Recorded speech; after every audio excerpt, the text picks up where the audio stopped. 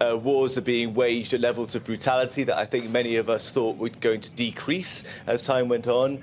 Wars are being waged in cities. Access to aid is being blocked, frequently deliberately blocked, which means the children are not getting access to basics, food, to healthcare, to clean water. And we're seeing that in conflict after conflict.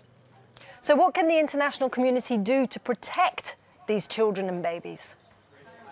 Well, I'm actually here in Munich today where leaders, defence ministers, foreign ministers are meeting, and they have a big security conference.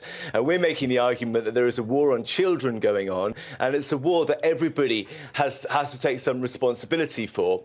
Now, there are practical things that could be done by those warring parties who are committing the violations. Those warring parties who are blocking aid can right away stop blocking aid, for example. But there are also things that other governments can do, governments who are turning a blind eye, who are supporting the perpetrators of violations in different ways, whether that's by selling them weapons or by giving them diplomatic cover. So really every government who's meeting here in Munich today can take steps. They can do things like track the civilian harm that is done in conflict. They can take measures to keep schools safe by keeping militaries out of schools.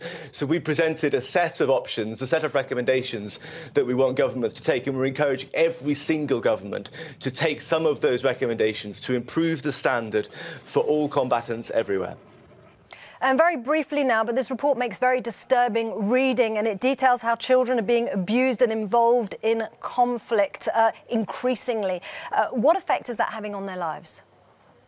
Oh, for many children, it's devastating. I was in Yemen recently where I was talking to children whose school had been blown up. So they'd seen their friends being killed. Some of them had been injured. Many of them were traumatized. And of course, they were then being educated in sweltering tents instead of in a school. Now, all of that is preventable. And also practical action could be taken to restore those children's futures, to help them recover and to help them go on to have prosperous lives. And the last thought I want to leave you with is that actually the interesting thing is those kids were hopeful, right? They had smiles on their faces because they still believed they were going to have a prosperous future.